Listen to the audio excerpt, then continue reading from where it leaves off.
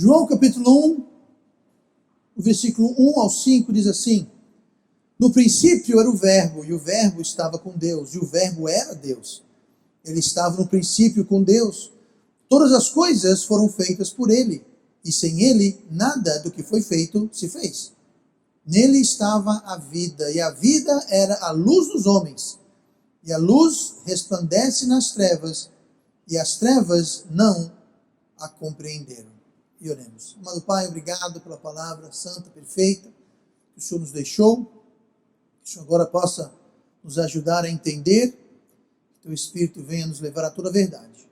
Me dê o Teu poder para que eu possa pregar com eficácia esta noite. Nós pedimos isso em nome de Jesus. Amém.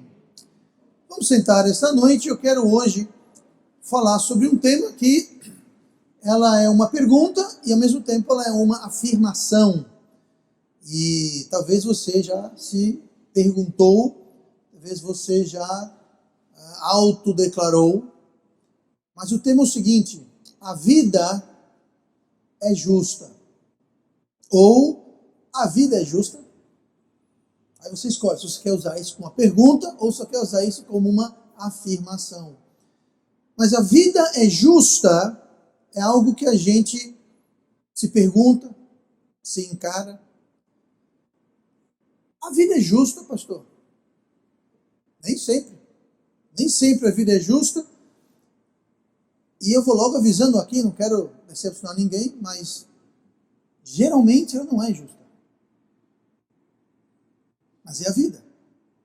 Pastor, Jesus é justo? Aí como é que a gente responde essa? Jesus? Não, Jesus é justo. Sempre. Jesus é justo, evidente. Lá na Bíblia, todo o livro de João, nos Evangelhos, nós temos constantemente o fato que Jesus é justo, Deus é justo, e Deus é Jesus, então, Deus é justo. Bom, nós lemos agora há pouco, no versículo 4, que nele estava a vida, falando sobre Cristo. Em João 14,6, nós lemos assim: disse-lhe Jesus, eu sou o caminho, a verdade e a vida. Jesus é a vida, ninguém vai ao Pai senão por mim. João 11,25, disse-lhe Jesus, eu sou a ressurreição e a vida. Quem crê em mim, ainda que esteja morto, viverá. Em 1 João 5,11, e o testemunho é este, que Deus nos deu a vida eterna, e esta vida está em seu Filho. Então, a vida nem sempre é justa. Mas Jesus é sempre justo. E Jesus é o quê? É vida. Logo, se Jesus é vida, então a vida é o quê? Justa. Não, pastor, você não sabe o meu caso. A vida é justa. Se Jesus é vida e ele é justo, então a vida é justa. Pode nem sempre parecer isso, mas a verdade é que a nossa vida é justa. Pastor, não faz sentido. A vida inteira eu ouço, a vida inteira a minha experiência é de que nem sempre a vida é justa. E você pode citar exemplos, talvez, da sua vida pessoal, de situações que você conhece, que tem injustiça. O grande problema é que nós olhamos para a vida como sendo um momento. Nós olhamos para a vida como se fosse um retrato, uma foto, um instante, um momento. E na realidade nós temos que encarar nossa vida como um filme. Se você olhar para a sua vida apenas com a fatia de um instante, de um momento, de uma situação, de uma época na sua vida, você vai ver que realmente talvez não há muita justiça. Mas nós devemos olhar a vida não desta visão restrita e estreita. Neste exato momento, na minha vida, na sua vida, pode ser que as coisas não estão muito justas. Eu digo mais, provavelmente não estão.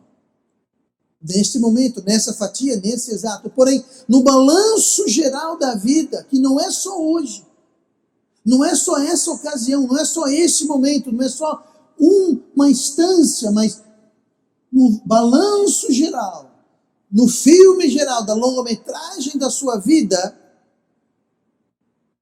a sua vida é justa? Se você levar isso um passo a mais, e quanto à eternidade, pegue o dia de hoje e lance olhando para frente até a eternidade. Milhões e bilhões e trilhões de anos que nem vai existir mais isso. Na eternidade não tem tempo, mas se você olhar na eternidade, a vida é justa? Será que nós podemos encontrar justiça? Tudo vai depender de qual vida estamos vivendo. Nós lemos aqui, eu li agora há pouco vários textos de João, que é feita essa distinção. João 14,6, eu sou o caminho e a verdade e a vida. Jesus não falou, eu sou vida, eu sou a vida. A vida, é uma vida específica. Nós lemos em João 11,25, disse Jesus, eu sou a ressurreição e a vida. A vida. Artigo definido, é a vida, não é uma vida, qualquer vida, é a vida.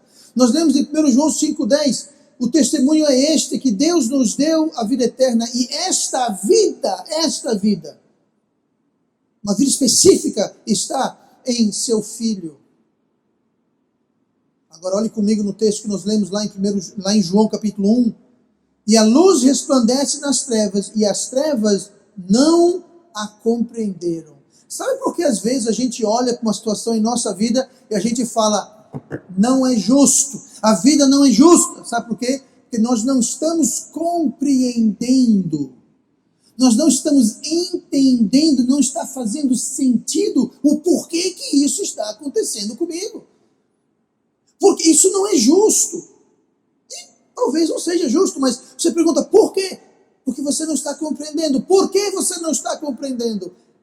Nós lemos aqui, as trevas não o compreenderam. Quando nós achamos que a nossa vida não é justa, é porque nós não estamos compreendendo, é porque nós não estamos andando na luz o tanto quanto deveríamos.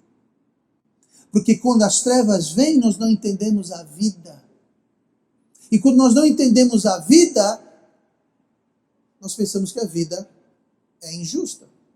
Muitas vezes, nós temos dificuldades em compreender o que está acontecendo. E a primeira conclusão é o quê? A vida não é justa. Deus não é justo.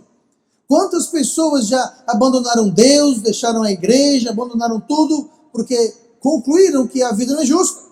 Isso aconteceu comigo, isso não é justo, porque Deus permitiu, porque Deus deixou. Muitas vezes é porque eles estão olhando um retrato, uma fatia, e não o filme todo.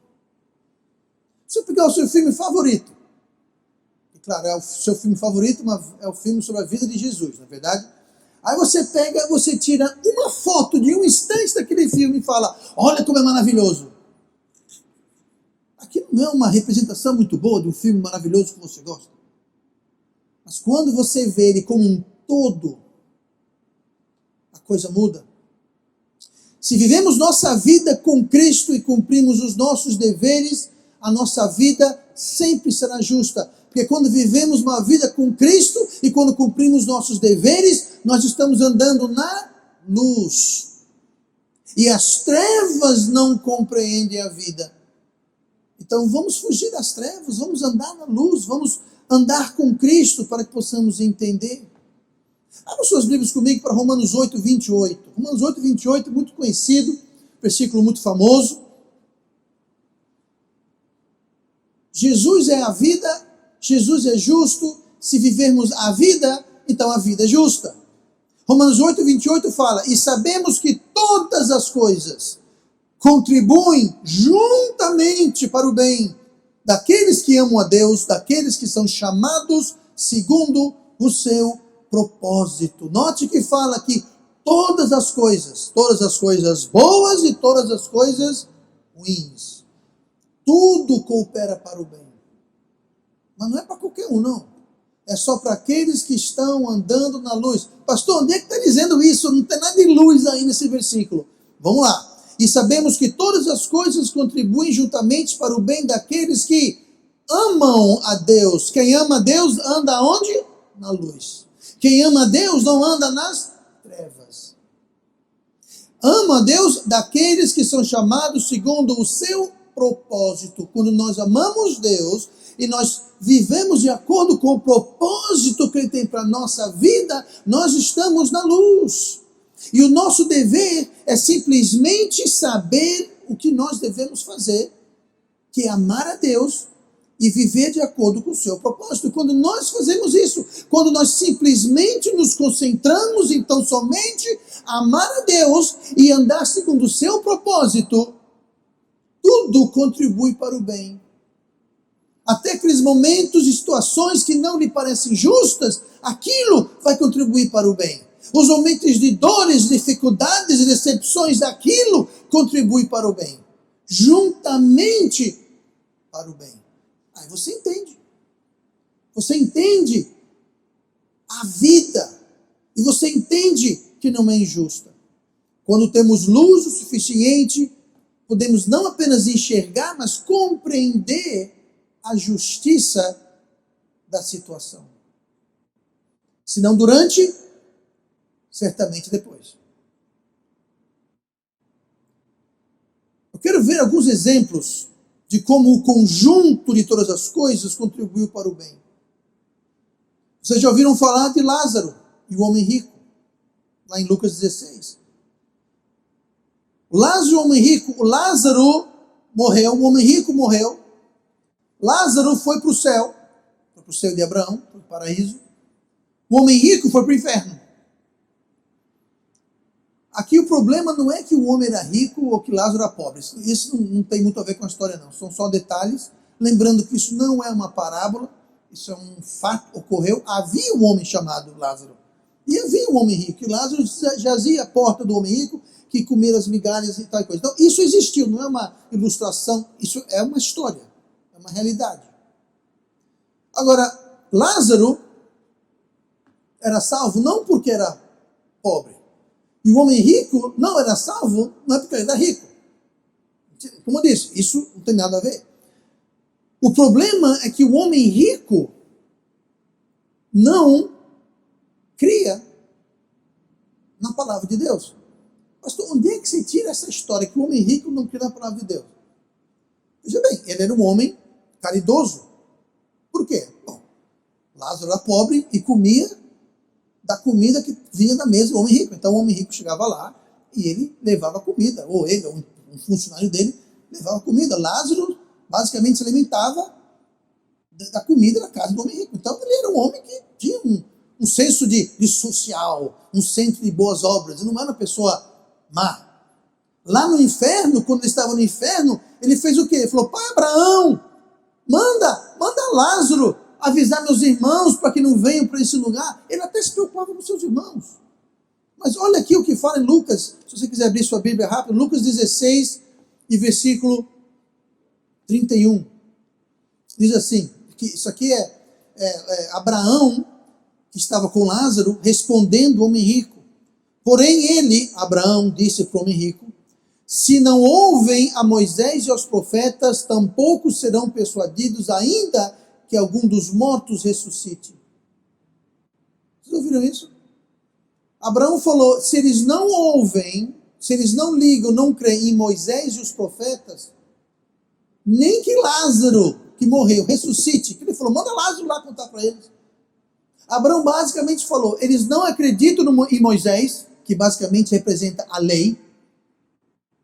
Eles não acreditam em Moisés, não acreditam nos profetas. Esse era o problema do homem rico e seus irmãos.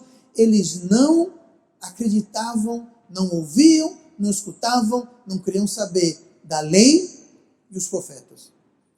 E a Bíblia que aquelas pessoas tinham naquela época, sabe o que era? A lei e os profetas. Eles não tinham o Novo Testamento. Eles tinham a lei, que é os primeiros 5 livros da Bíblia, e tinham os profetas, que são todos os profetas, de Isaías até Malaquias.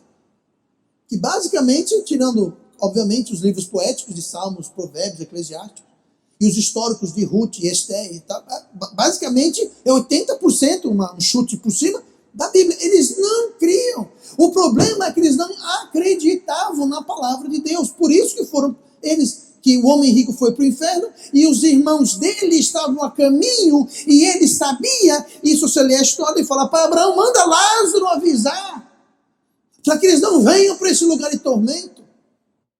Foi quando Abraão falou, eles não querem na Bíblia. Nem que o morto ressuscite, eles vão acreditar no morto. Aliás, Jesus voltou dos mortos e muita gente também não acredita. Então Abraão tinha razão. No versículo 25 de Lucas 16, disse, porém, Abraão, filho, lembra-te de que eu li errado. Disse, porém, Abraão, filho, lembre-te de que recebeste os teus bens em tua vida e Lázaro somente males. E agora este é consolado e tu atormentado. Me diga uma coisa.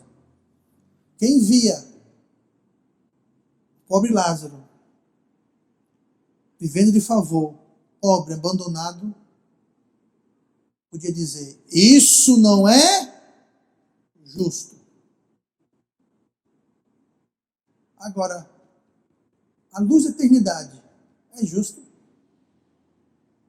Porque Lázaro, obviamente, acreditava na palavra de Deus. Como é que você sabe? Ele estava no paraíso, gente. Ele foi ao céu de Abraão. Então eu te digo, ele acreditava na lei de Deus. Ele acreditava nos profetas de Deus. O homem rico, no entanto, não. Veja só, nós temos aqui um homem que crê em Deus e é pobre. Aqui temos um homem rico que recebeu seus bens em vida e não crê em Deus. Não é justo. Naquele momento, não é. Mas quando você vê o filme todo, você percebe que por mais dinheiro que alguém tenha, se não crer na Bíblia, vai para o inferno.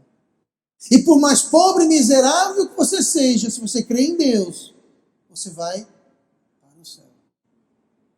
A perspectiva é diferente. A perspectiva é outra. José do Egito, por 13 anos, foi escravo ou preso injustamente.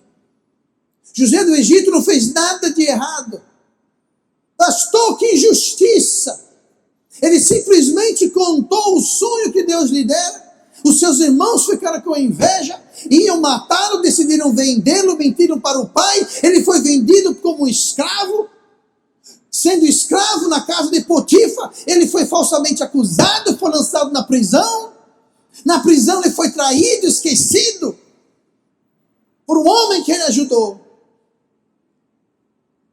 Nunca fez nada de errado. Isso é uma grande o quê? Injustiça. Sabia que José, de momento algum, pelo que nós lemos, momento algum, ele ficou desencorajado, revoltado, injustiçado. Não se achou no direito de grandes coisas, não achava que ninguém devia nada para ele. Não.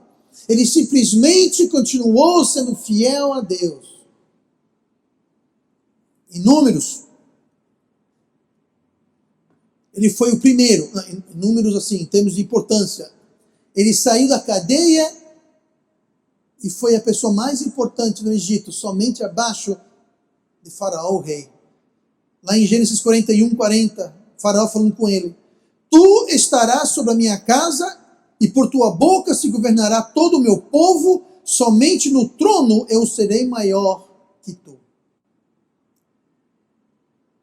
Ele era um nada. Um escravo, pior do que um escravo que estava preso, jogado num buraco esquecido. Ele saiu dali para ser o governante supremo, absoluto, somente abaixo do rei. Ele era o administrador do rei. Falou aqui, ó, tu estarás sobre minha casa. Sabe o que quer dizer isso? Tudo que eu tenho, José, você vai administrar. Todas as minhas posses pessoais como rei estão debaixo do seu controle. E quanto ao país, é você quem manda. O que você falar é, só eu terei autoridade maior do que você, porque eu sou rei. Mas ele basicamente falou, toma aqui as minhas riquezas, toma aqui a minha casa, toma aqui o meu reino, toma aqui o meu país. É tudo seu. Ele foi dado a filha de um alto sacerdote como esposa. Nobreza. Aí eu pergunto, olhando o filme todo da vida de José, a vida foi justa com ele? Ah, sim. Muito justa. Pois é. Quando estamos nas trevas, nós só enxergamos aquele momento de aparente injustiça. Mas José do Egito nunca teria chegado à posição que chegou se não tivesse passado pela injustiça.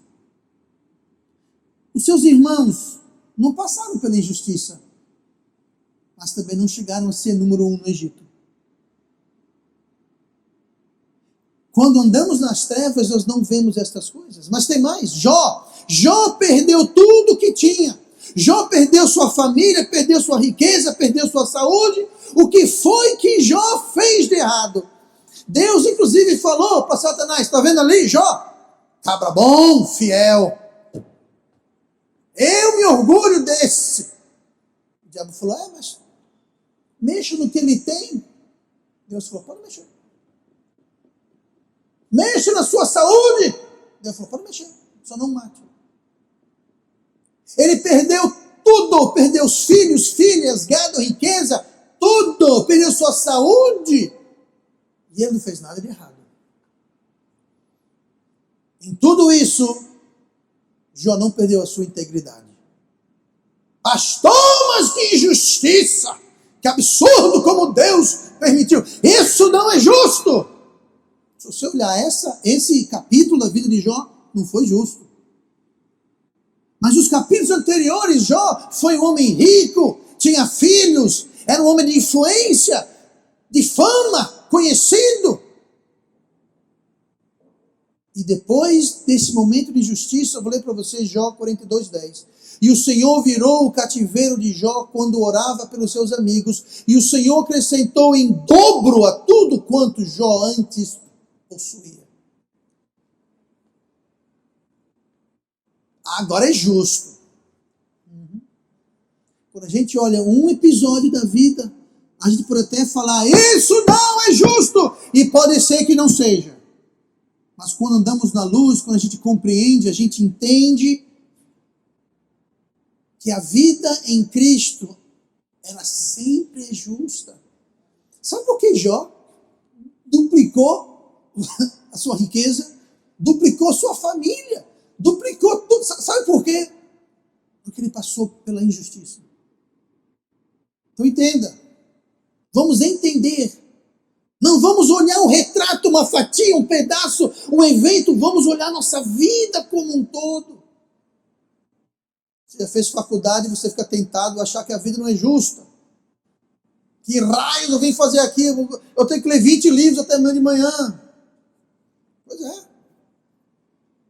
Se você só olhar aquilo, mas sabe uma coisa? A vida passará. Você entra numa nova fase da sua vida. Aí você casou recentemente, você pensa, onde que eu fui me meter? Que besteira que eu fiz? Calma, melhora. Quando andamos na luz, quando amamos a Deus e vivemos de acordo com o seu propósito, podem vir dificuldades, podem vir injustiças, podem vir coisas que nós não entendemos, mas no final das contas, no final do filme, o próximo capítulo, o próximo episódio, a coisa vira. É o termo que usou aqui. E o Senhor virou o cativeiro de Jó. Virou, deu uma reviravolta. Ruth casou com os filhos dos desviados que saíram de Israel, foram para a terra de Moabe, desobedecendo Deus, fugiram de Deus. Ela casou com um dos filhos desses dois, Elimeleque e Noemi. Ela não sabia de Deus, não sabia que estavam desviados, desobedientes a Deus. Ela simplesmente casou com o cara, era bonitinha assim como ele. Né? Casou com ele, nada demais. Pois é, pela desobediência morreu o sogro, morreu o cunhado, morreu o marido. Ela voltou para Israel com Noemi. Imagina ela resmungando, que mal que eu fiz. Morreu meu sogro, morreu meu cunhado, morreu meu esposo. Agora vai voltar eu e minha sogra para a terra, uma mão na frente e outra atrás. Era desamparadas, sem marido, ela sem marido, eu sem marido. A vida não é justa. O que foi que eu fiz para merecer isso? Sabe de uma coisa? A vida dela virou. Ela falou para sua sogra: o seu povo será o meu povo. O seu Deus será o meu Deus. Deixa eu ler para você aqui Mateus 1,5. A genealogia de Cristo. Eu vou encurtar aqui do capítulo 5, do versículo 5. E Salmão gerou a Raabe. E Salmão gerou de Raabe a Boaz. Outra coisa, sabe quem é Raabe? Essa Raabe aqui, que está na genealogia de Cristo, é aquela Raabe, a prostituta de Jericó, que ajudou os espiões, que creu em Deus, foi salva ela e sua família. Essa mesma Raabe, ela gerou a Boaz. Boaz gerou de Ruth a Obed. Ruth casou com Boaz. Gerou Obed. E Obed gerou a Jessé. E Jessé gerou o rei Davi. E o rei Davi gerou a Salomão, do qual foi mulher de Urias. E a coisa vai indo, vai indo. Sabe quem está no final dessa genealogia? Jesus, o Cristo. Ruth, uma moabita estrangeira, injustiçada pelas circunstâncias da vida, se encontrou casada com Boaz. Era um homem de posse, um homem rico, um homem na linhagem de Davi, na linhagem de Cristo. Eu pergunto, a vida foi justa com Ruth? Foi. Não quando ela ficou viúva, não quando ela perdeu o genro e o cunhado, não quando ela voltou com a sogra pobre, destituta, parecia não ter justiça. Mas tudo virou. E ela hoje está na genealogia do Messias. A vida tem reviravoltas. Se a gente olhar apenas os momentos difíceis na vida, e nesses momentos nós saímos da luz, nós saímos da vontade de Deus, do propósito de Deus, deixarmos de amarmos a Deus, aquela injustiça fica injusta. Não tem reviravolta. Mas quando amamos a Deus e vivemos de acordo com o seu propósito, todas as coisas cooperam para o bem. Todas. As boas e as ruins. O nosso dever é viver de acordo com Deus. O nosso dever é amar a Deus. Nós lemos. Todas as coisas cooperam, contribuem para o bem daqueles que amam a Deus. Nosso dever é amar a Deus. Amá-lo, obedecê-lo, servi-lo. Nunca, jamais se torne ou se ache vítima de nada.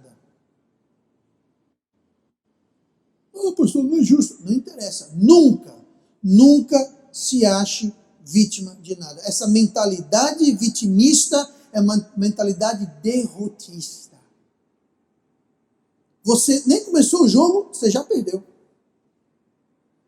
É muito comum hoje em dia esse sentimento de injustiça.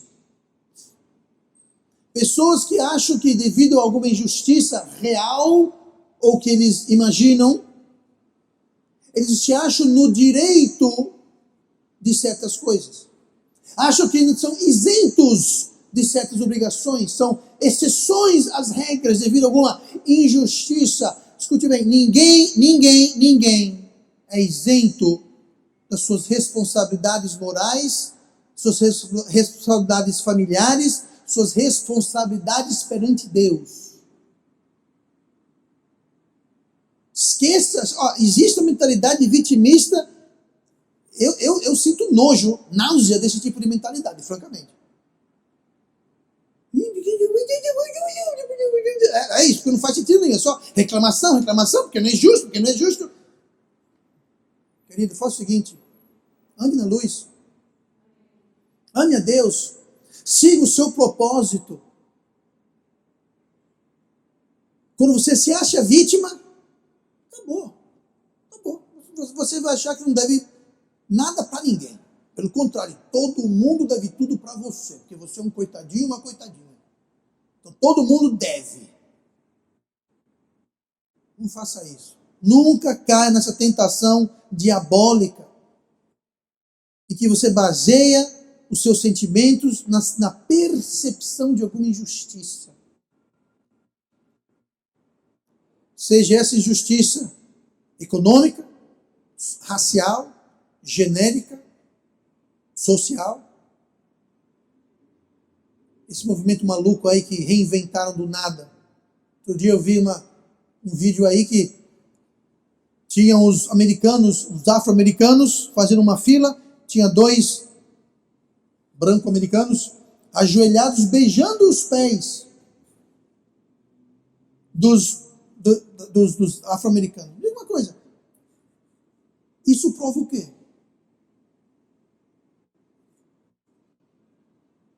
Racismo é racismo, seja que lado for. Intolerância é intolerância, seja que lado for. Mas quando um grupo se acha vitimizado, seja a questão de gênero, seja a questão econômica, seja o que for, você cria uma divisão, você cria uma barreira que é justamente o contrário de Deus. Porque Deus ama quem? Deus amou o mundo. Quando a gente começa a dividir, bom, eu não amo você porque você não é do meu gênero, você não é da minha raça, você não é da minha classe social, você não é da minha escolaridade, você não é... Gente, isso não deveria existir. Deus não faz acepção de pessoas e nem nós devemos fazer. Dos dois lados. Dos dois lados. Se amamos a Deus, então Deus pode tomar todo o problema, toda dor, toda injustiça e torná-la para o bem. Mas isso é só para aqueles que o amam. E amor não é um sentimento, não é um piripaque. Amor é o que você faz por Deus. Deus amou o mundo que deu. Você ama Deus, ama. O que você faz? O que você faz para Deus? E 2, como que você faz uma coisa para Deus? Você não pode chegar e dar um copo de água para Jesus, dar um prato de comida para Jesus. Você não pode visitar Jesus na cadeia ou no hospital. Jesus falou o quê? Quando fizerem qualquer uma dessas coisas para um desses meus pequeninos, estarão fazendo para mim. Para mim. Antigamente tinha gente presa, né? Parece que soltaram todo mundo para não pegar o resfriado, soltaram todo mundo, né? Mas por que o povo estava preso? Visitar. Jesus falou, estava preso e visitaste-me. Senhor, quando vimos o Senhor preso e te visitamos? Quando vocês visitaram desses pequeninos, você visitou a mim. Eu estava doente e você foi... Jesus, quando nós vimos você doente? Quando você visitou um desses pequeninos doentes, você visitou a mim.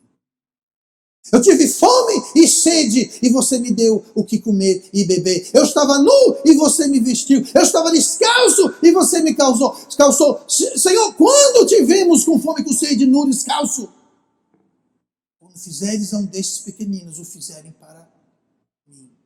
Gente, não tem como amar a Deus e não fazer nada. Não tem como amar a Deus e ficar, eu amo Deus, como eu amo Deus. Isso não é amar a Deus. Isso não é amar a Deus. Amar a Deus é você fazer. É você sacrificar do seu tempo, visitar o preso, o doente. É sacrificar o seu tempo, evangelizar. Sacrificar das suas condições para dar alimento, comida, roupa, remédio, o que seja. É você fazer. E não ficar, eu amo tanto Deus. Eu acho que vou até chorar. Isso não é amar a Deus. Amar a Deus não é sentir. Amar a Deus é fazer. É fazer. Ao próximo não interessa a cor da pele, se o olho é puxado, não interessa se é homem, se é mulher, não interessa se é homossexual ou não. Pastor! Sabe que Deus ama o homossexual? Deus também ama o adúltero, e o mentiroso, e o ladrão, e o fofoqueiro e o invejoso. Deus ama todo mundo. E todos nós se encaixamos embaixo de alguma coisa que talvez nós não censuramos porque somos nós. Mas com os outros vira um bicho de 7 cabeças.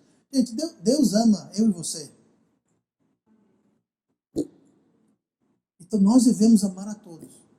Não quer dizer que eu devo concordar com o criminoso, concordar com o homossexual, concordar com o drogado, concordar com o adúltero. Não. Não quer dizer que eu tenho que odiá-lo, ignorá-lo, desrespeitá-lo. De modo algum. Eu devo amá-lo, ajudá-lo, mostrar o amor de Deus através da minha vida para eles. Tem muita gente, eu não digo aqui na igreja, mas no mundo afora, tem uma ideia muito estranha do que é amar a Deus. E por isso que não entendem as injustiças da vida.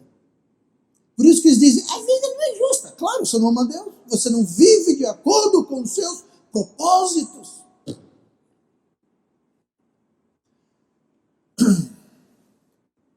Romanos 8, 28, mais uma vez. Nosso dever, além de buscar a vontade de Deus e amar a Deus, é seguir o propósito de Deus. Daqueles que são chamados segundo o seu propósito. Devemos seguir a Deus e esperar no Senhor. Isaías 40, 31. Famoso versículo, muito conhecido. Mas os que esperam no Senhor renovarão as forças, subirão com asas como águias, correrão e não se cansarão, caminharão e não se fatigarão.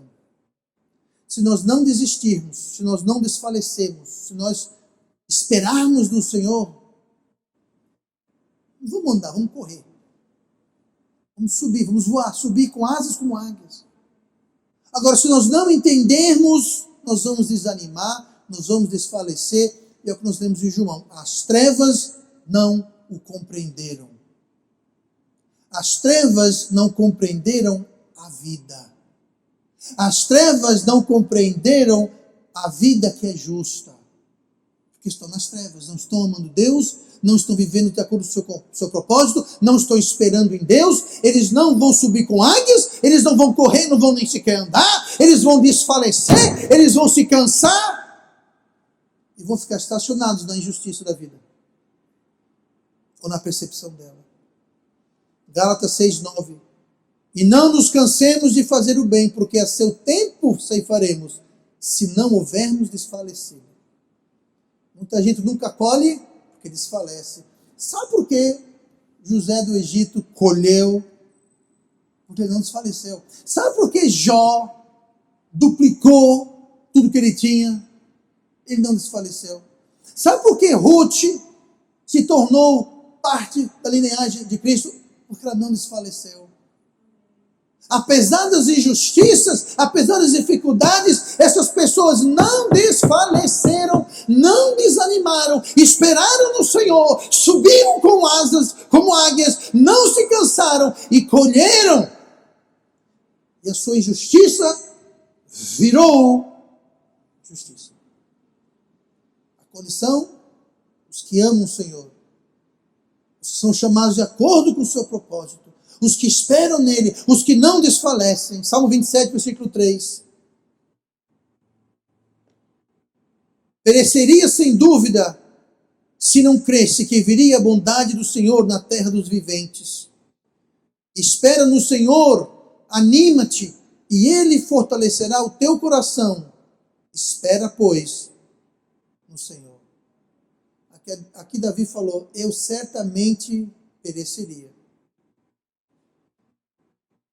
Se não cresce que veria a bondade do Senhor. Quando você estiver no fundo do poço da injustiça, real ou percebida, a sua percepção. Quando você estiver nos mais escuros, sômbrios, desesperadores momentos da sua vida, como José,